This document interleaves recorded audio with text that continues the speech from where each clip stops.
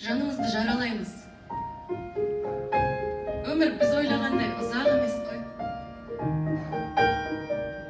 Кез келген адамның өмірі қателіктерден тұрады.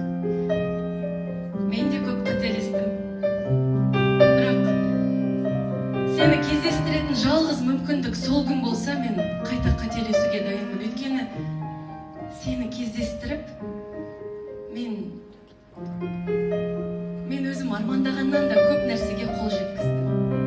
Нағыз махаббаттың қандай болатынын сезіндім.